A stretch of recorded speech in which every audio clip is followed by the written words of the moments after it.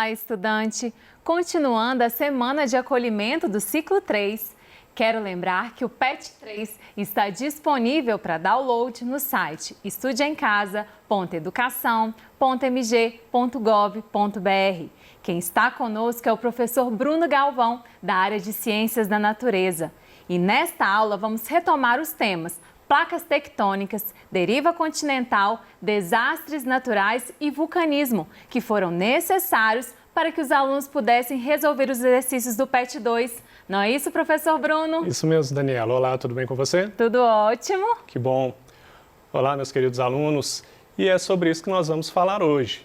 Esse assunto, então, é voltado para os alunos do 7º ano do ensino fundamental. E esses tópicos que a Daniela citou muito bem são tópicos extremamente relacionados. As placas tectônicas, a teoria da deriva continental, os desastres naturais e o vulcanismo estão todos relacionados principalmente como base no movimento das placas tectônicas. Vamos resolver então questões do PET 2 que são significativas para cada aula dessas aí que nós tivemos. Bom, essa questão aqui resume bem a primeira semana em que falamos de placas tectônicas. Consultando o mapa das placas litosféricas apresentado neste plano de estudo, responda. Antes de ver as perguntas, vamos consultar esse mapa primeiro. Veja bem esse mapa aqui. Esse mapa eu já mostrei em uma aula, que foi na primeira aula sobre placas tectônicas. É uma olhada rapidinha, daqui a pouco vamos analisá-lo com calma. E vamos à primeira pergunta então. Em quais placas litosféricas há afastamento, colisão e deslizamento? Não os três ao mesmo tempo, tá, gente? Aqui, na verdade, eu quero um exemplo de placas que estão se movimentando de forma que elas se afastam, um exemplo em que as placas estão entrando em colisão e um exemplo de deslizamento. Agora vamos olhar com mais cuidado aqui nesse nosso mapa aqui. Bom, essas setas vermelhas, elas estão indicando o movimento dessas placas. Eu disse na minha aula que é interessante sabermos o que acontece principalmente onde nós vivemos. No caso aqui, na placa sul-americana. Procura aí, ó, a placa sul-americana está mais ou menos aí no centro dessa figura. E repare que a placa sul-americana, ela tem um movimento, olhando para a seta dela aqui, ela tem um movimento contrário à placa africana, então é um movimento de afastamento. Então, para essa pergunta A, quando fala de placas que estão sofrendo afastamento, ótimo exemplo é a placa sul-americana com a placa africana que estão se afastando. Vamos para a letra B. O que esses movimentos podem acarretar? Bom, isso aí é um assunto interessante porque ele envolve também tópicos de outras aulas que foram subsequentes a esta aula sobre placas tectônicas. Por exemplo, a colisão de placas tectônicas pode provocar terremotos. É algo interessante, não é, Daniela? A origem de terremotos, a origem de maremotos, a origem do vulcanismo está extremamente relacionado com o movimento das placas tectônicas e muitos deles com a colisão de placas tectônicas. Bom, meu querido aluno, então a colisão pode causar terremotos, vulcanismo, maremotos. Deslizamento. Deslizamento também pode provocar terremotos e maremotos. E nós temos o afastamento. O afastamento é super importante porque esse afastamento de placas tectônicas, principalmente no fundo dos oceanos, causa expansão do fundo oceânico. Essas placas se afastando, então, elas deixam espaço para que o magma ocupe aquela região que ficou vazia quando essas placas se afastaram, e esse preenchimento de magma vai tornando o fundo oceânico cada vez maior, e isso, inclusive, explica como que essas placas estão se movimentando. A movimentação dessas placas, principalmente de afastamento, que também está relacionado com a deriva continental, tem a ver, então, com esse afastamento das placas tectônicas, tem a ver, então, com esse magma preenchendo o espaço entre essas placas que estão se afastando. em qual placa litosférica se situa o Brasil. É importante destacar que esse tipo de questão, normalmente, ele vem mesmo acompanhado de um mapa, e é assim que está no seu PET. O mapa que está lá não é exatamente esse, mas é semelhante. No seu PET da primeira semana, né, a semana de placas tectônicas, tem essa questão, desse jeitinho, exceto pela figura que eu usei uma figura semelhante. Vamos ver aqui na figura em que placa litosférica ou placa tectônica em que o Brasil se encontra. Ó, eu coloquei uma seta aqui bem chamativa, né? Uma seta bem grande, mostrando aqui a América do Sul, que está localizada na placa sul-americana. Então, essa seta grande, verde, apontando para cima, está mostrando aí essa placa sul-americana. E é aí que eu gosto de dar um destaque importante. Vou relembrar, vou repetir isso quantas vezes for necessário. Entender um pouco do que está ao redor da placa sul-americana é entender um pouco sobre o que está afetando nossas vidas. Lembre-se sempre de que tudo que você for estudar, sempre é importante a gente reconhecer o que aquele estudo significa para as nossas vidas, para a região onde a gente mora, para o nosso dia a dia. Ainda na questão 1, temos a letra D. Nosso país está próximo ou distante das bordas da placa? Eu acho que esse é um assunto que os alunos têm um costume com ele, né, Daniela? No sentido de, aqui no Brasil não tem terremotos, você já ouviu falar dessas questões? Verdade. É porque a gente não está na beirada de placas tectônicas. É um assunto recorrente e nós contamos muita vantagem porque o Brasil não tem terremotos, porque o Brasil não tem grandes desastres naturais deste tipo.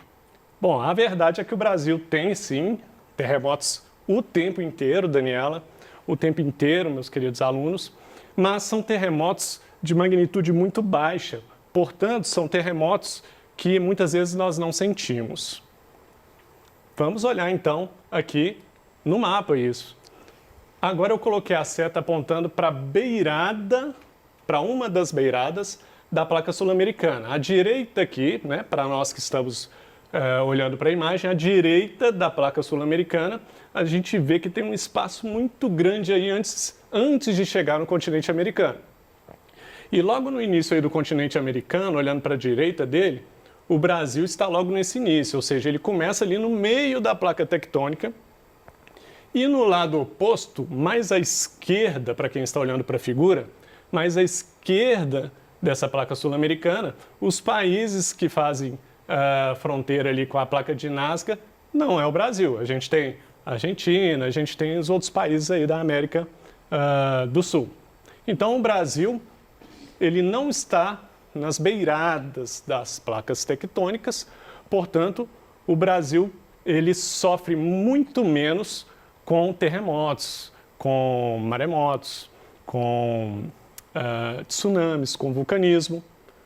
Então essa é a ideia principal dessa questão. Essa questão ela resume muito bem a primeira semana que a gente falou de placas tectônicas. Daniela, você poderia fazer o favor? Leio sim. Qual é a questão 2? Qual é a importância dos fósseis para o desenvolvimento da teoria da deriva continental? Obrigado, Daniela. Nada. Bom, essa questão 2, então, a questão 2 pertence à segunda semana do seu PET. Então, no PET 2, você tem lá a segunda semana que a gente fala de deriva continental e tem as atividades lá no fim. Essa questão faz parte daquelas atividades.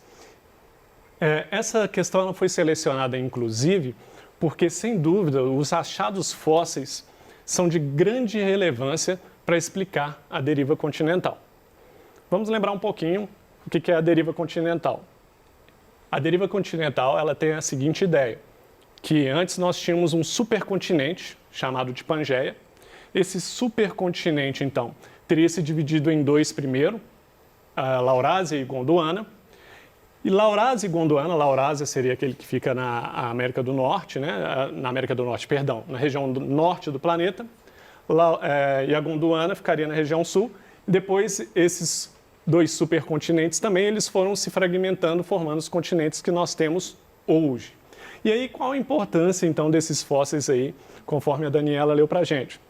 Bom, vamos imaginar o seguinte, o melhor exemplo que a gente tem, que a gente gosta de usar muito, nossos professores, e que eu também acho relevante, como eu disse, porque tem a ver com onde nós vivemos, é a relação da América do Sul com a África.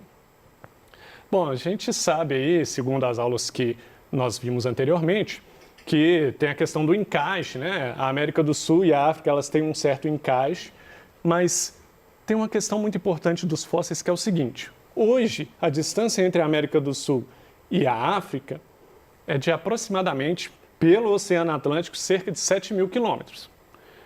Então, vamos pensar assim, um animal não consegue nadar da América do Sul até a África. Hoje nós vemos essas diferenças claramente, né? Pensando nos animais de hoje, nós temos leões na África, mas nós não temos leões no Brasil. Onças são características aqui do Brasil, da América do Sul. Então nós temos em regiões muito distantes, separadas pelo mar, animais diferentes. Então isso é o que a gente tem hoje, eu não estou falando de passado.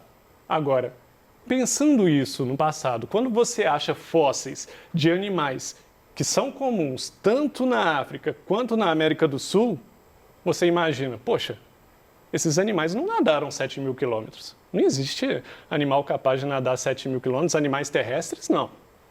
Nadar 7.000 quilômetros para chegar de um continente a outro? Não. Então, qual a importância dos fósseis? Os fósseis, então, eles são fortes indicativos de que esses continentes já estiveram juntos. E isso explicaria muito bem porque tem animais semelhantes, né, na verdade iguais, em dois continentes tão distantes. Essa é a ideia dos fósseis. Questão 3, por favor, Daniela. Leio sim. O que determina a extensão dos danos causados por um terremoto? E que regiões normalmente são mais atingidas? Obrigado, Daniela. Nada. Bom, então, quando a gente fala de terremotos, é interessante a gente pensar em magnitude. Magnitude é o quão potente, o quão forte ele é. E nós temos uma escala, famosa escala Richter, que mede a magnitude desses terremotos. Teoricamente, essa escala Richter, ela seria numerada e não tem fim, seria infinita. Mas, na realidade, nós, historicamente, quando eu falo de história, história existe desde que o homem existe. Então, historicamente, pensando na existência do ser humano, não foi registrado, bom, pensando na existência do ser humano e quando o ser humano começou a estudar e registrar as coisas, tá? Por favor. Então, pensando na história, não foi registrado até hoje nenhum terremoto que fosse acima de 10 pontos na escala Richter. E a maioria que é registrado vai de 0,1, né, até 9, em geral, a maioria. E nunca passou de 10, até onde sabemos, né? Existem registros antigos, antes da existência da história, né, dos registros da história, existem indicativos de que houve, há muito tempo atrás, há milhões de anos atrás, no planeta, terremotos com magnitude que pode ter chegado a 13. Mas o que podemos provar é que até 10 é possível dentro da nossa realidade. Então, uma das coisas que determina a magnitude desse terremoto, né, os danos que ele pode causar, é justamente essa magnitude, esse poder dele que é medido na escala Richter. Mas não só isso.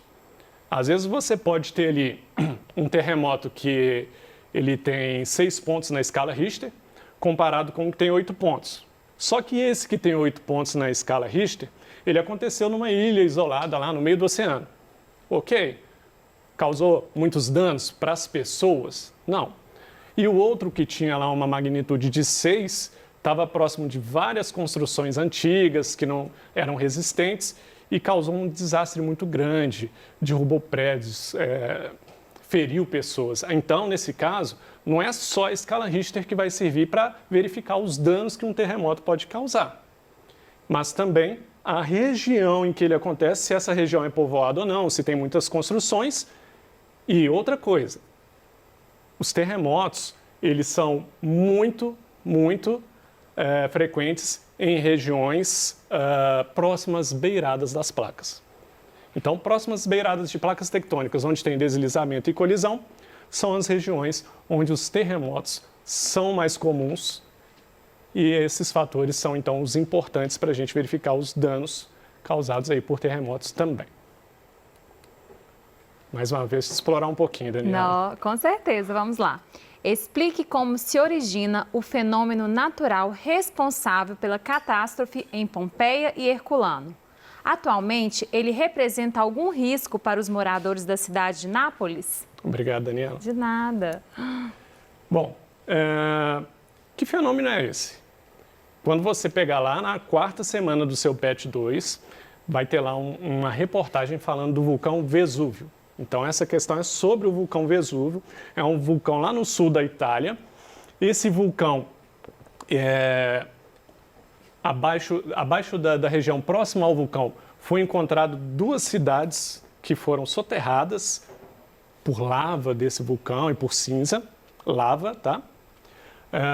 E essas cidades chamadas Pompeia e Herculano, que são cidades antigas do Império Romano, lá na Itália. Bom, a história dessas cidades é curiosa porque uma parte da população fugiu e uma parte ficou escondida em regiões que elas achavam que não seriam pegas pelo vulcão, pela lava do vulcão. Realmente, às vezes a lava não chegou nessas regiões, mas o que essas pessoas não souberam prever é que o vulcão ele não solta apenas lava, ele solta uma cinza muito tóxica, cheia de compostos tóxicos, extremamente perigosos para os seres humanos. E essas cerca de 2.000 pessoas que ficaram nessa cidade, inclusive vários animais, como cães, morreram por causa dessa toxicidade. E não só por causa de lava. Então isso é uma questão importante para a gente saber que o vulcão, o problema dele não é só a lava. Bom, e aí, então a gente está falando então de vulcanismo. Eu já entreguei aqui facilmente, né? Estamos falando de vulcanismo. E aí, atualmente, se ele representa algum perigo? Sim, o vulcão Vesúvio, ele é extremamente monitorado. Os cientistas têm vários aparelhos ao redor do vulcão todo e esse vulcão é monitorado dia e noite, porque ele apresenta, sim, risco para a população que mora ao redor do Vesúvio, que pode chegar até 600.000 pessoas. Imagina um vulcão desse, quase 600.000 pessoas ou até mais vivendo ao redor desse vulcão, um vulcão que pode, sim, entrar em erupção. É realmente um risco. Por que essas pessoas estão lá? Será que existe algum motivo para essas pessoas estarem lá, correndo esse risco? Bom, tem várias questões, é complexo falar sobre isso, porque tem a questão do apego das pessoas com a região onde mora, nasceu ali, né, os parentes, mas tem uma coisa importante nas regiões onde ocorreram vulcanismo, ocorreram erupções vulcânicas. O solo é muito fértil. Então, as pessoas que mexem com agricultura, com plantações, procuram essas regiões porque ali você consegue produzir, consegue produzir muito bem os vegetais. Então, esse é um dos principais motivos que atraem pessoas para morar nessas cidades. É muito comum haver migração para essas regiões, principalmente para os agricultores e as pessoas que trabalham com essas atividades agrícolas em geral. Então, basicamente, a ideia aqui é essa, trata muito bem da semana 4 essa questão, que a semana 4 foi que nós falamos de vulcanismo, nós entramos em detalhes sobre os vulcões, e o exemplo do vulcão Vesúvio, sem dúvida, é um exemplo determinante, é um exemplo muito importante historicamente para nós, até mesmo porque a descoberta dessas cidades de Pompeia e Herculano também fez com que descobríssemos vários artefatos históricos também. Obrigado, Daniela. Obrigada, professor. Obrigado a vocês, espero que tenha sido útil. E eu desejo a vocês, como sempre, bons estudos.